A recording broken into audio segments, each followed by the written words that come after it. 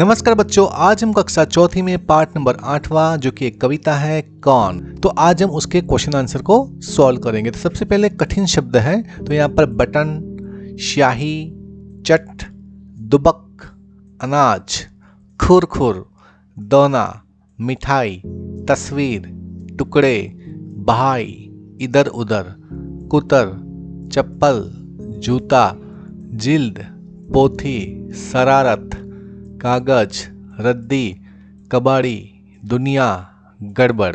तो ये सारे कठिन शब्द है जो बच्चों आपको याद रखने हैं। निम्नलिखित प्रश्नों के उत्तर लिखो। तो प्रश्न पहला है, कविता पढ़कर बताओ कि शरारती जीव घर में कहाँ कहाँ गया। तो बच्चों आपने इस कविता में एक शरारती जीव के बारे में पढ़ा। यहाँ पर ये कहा गया है कि भाई वो जीव कहाँ कहाँ पर गया। तो भाई इसका उत्तर यह है कि भाई यह शरारती जीव कपड़ों में, पुस्तकों की अलमारी में, रसोई घरों में, तस्वीर टंगी दीवार पर, जूते रखने के स्थान पर, कपड़े फैलाने की डोरी पर और घर के प्रत्येक कोने में वो गया।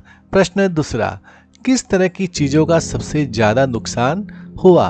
तो भाई इसका उत्तर है कि भाई सबसे ज़्यादा नुकसान अनाज, कपड़ों और पुस्तकों का हुआ। प्रश्न तीसरा, कविता में बहुत से नुकसान गिनाए गए हैं।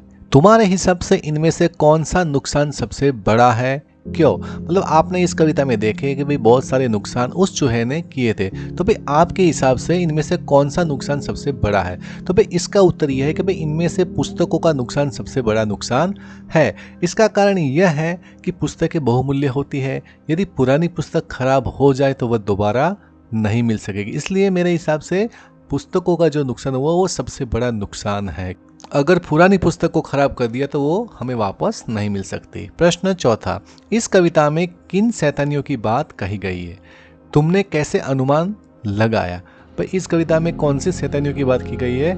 इसका उत्तर है, इस कविता में चूहे की शैतानियों की बात कही गई है, क्योंकि चूहा कपड़े, रस्सी और किताब कुतरता है। वह रात भर घर में खुरखुर करता रहता है। प्रश्न पांचवा, शरारती जीव ने बहुत सारी चीजों को कुतरा, बिखरा या काटा।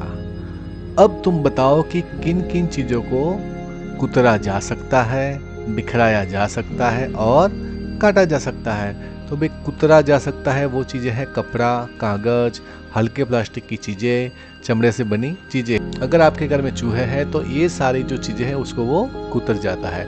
और अगर ये सारी चीजें हैं तो उसको वो बिखरा देता है, जैसे कि अनाज, चीनी, नमक और दूध को वो बिखरा देता है जमीन के ऊपर। और यहाँ पर दूसरी चीजें भी जिसको काटा जा सकता है, जैसे कि रस्सी हो गई, कपड़ा हो गया, कागज हो गया और तार हो गया। तो इस तरह की जो चीजें होती है वो चूहा उसको आसानी से काट देता है। प्रश्न छठा, कबाड़ी क्या क्या सामान खरीदते हैं। तो भाई इसका उत्तर ये कि भाई कबाड़ी होता है वो पुराने अखबार, किताबें, कापियाँ, लोहा, प्लास्टिक, शीशे से बनी चीज़ें आदि खरीदते।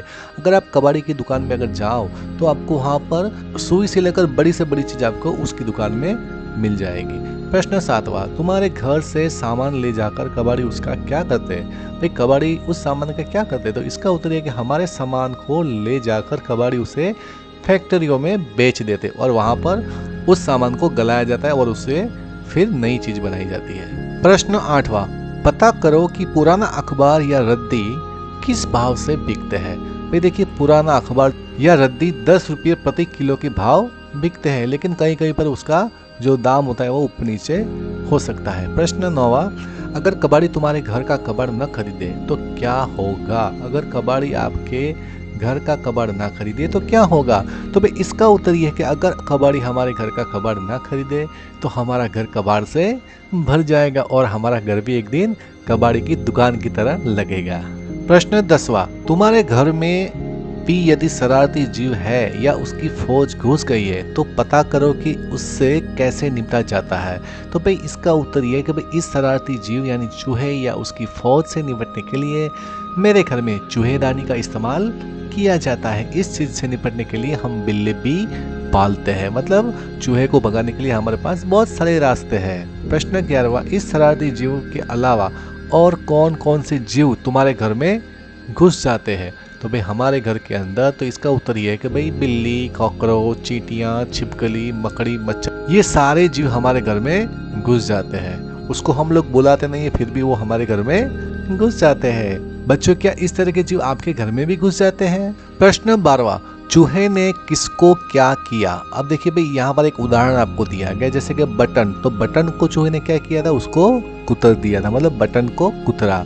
अब यहाँ पर स्याही को किया गया, स्याही को बिखराया, अनाज को बिखराया, मिठाई को भी वो उठा ले गया, रस्सी को काट बहाई, चप्पल को कुतर गया, जूता को कुतर गया, जिल्द को उसने काट डाला था, कागज को वो कुतर गया था। तो यहाँ पर आप देखिए कि भाई चूहे ने कितनी बड़ी शरारत की है। पूरे घर में उसने सारा सामान उसने कुतर दिया है और कुछ सामान को तो बिखरा दिया है। निम्न शब्दों के समानार्थी शब्द लिखो। तो सबसे पहला है खलीता। खलीता का मतलब होता है थैली। धाता का होता है दौड़ता। तस्वीर का होता है छवि। पैसा का रुपया। कागज का होगा कागज। कबाड़ी का होगा रद्दी वाला। स्याही का मतलब होता है कालिक, जिसको हम इंक बोलते हैं। मिठाई मिष्ठान। रस्सी डोरी। पोथी तो किताब। रद्दी तो मतलब बेकार। हम कभी कभी कहते हैं कि भाई ये सामान तो पूरा रद्दी सामान है, मतलब रद्दी मतलब हमारे कोई काम का नहीं, उसको बोलेंगे बेकार। दुनिया तो मतलब जगत। कूड़ा मतलब कचरा। गड़बड़ गोलमाल। शरारत शैतानी। रात निशा। दोना तो कटोरा, लेकिन दोना जो होता है वो पत्तल से बना हुआ एक कटोरा होता है, तो वो बच्चों आपको याद रखना है। दोना मतलब पत्तों से बना हुआ एक कटोरा। अब निम्न शब्दों के विलोम शब्द आपको लिखने, मतलब उल्टे अर्थ वाले शब्द आपको लिखने। जैसे कि यहाँ पर खाली, तो खाली में क्या आएगा? भरा। रात आएगा तो दिन। कविता में से काम मतलब क्रिया वाले शब्द आपको ढूंढकर लिखना है। तो भी इस कविता से हमने कुछ शब्द ढूंढे हैं जो कि काम वाले हैं। तो यहाँ पर देखिए कुतरे, बिखराया, जाता, जगता, गया, डाली और धाता, ये सारे क्रिया वाले शब्द हैं। अब कविता में संयुक्त अक्षर वाले शब्द ढूंढकर आपको लिखने हैं। तो भाई इस कविता में मुझे रस्सी मिला है और एक मिला है जिल्द, जिन्हें बच्चों आपको याद रखना है। कविता में से अनुस्वार वाले शब्द ढूंढकर आपको यहाँ पर लिखने। तो अनुस्वार वाले शब्द इस कविता में एक है हमें और एक है नहीं, तो ये दो शब्द मुझे मिले हैं जो मैंने यहाँ पर लिखे हुए। अब यहाँ पर पाठ में अनुनासिक वाले शब्द ढूंढकर आपको लिखने। तो अनुनासिक का मतलब क्या होता है? कि जिसके बाद चंद्रबिंदी हो। तो यहाँ पर देखिए टांगता और ढूंढा, तो ये इस कविता में से मुझे ये दो शब्द मिले हैं।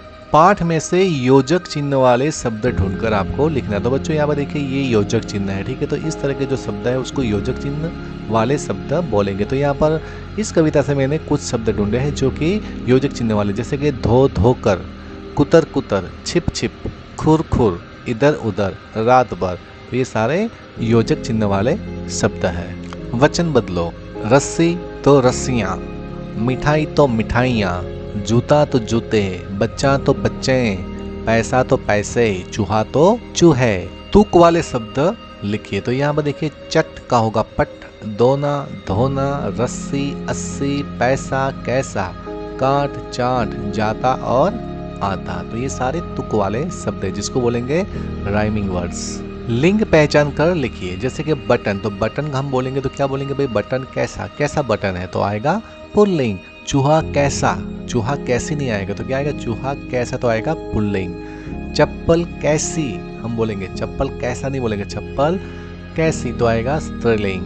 कागज कैसा, तो आएगा पुल्लिंग। स्याही कैसी, तो आएगा स्त्रीलिंग। कबाड़ी कैसा, तो आएगा पुल्लिंग। ऐसा नहीं आएगा भाई कबाड़ी कैसी।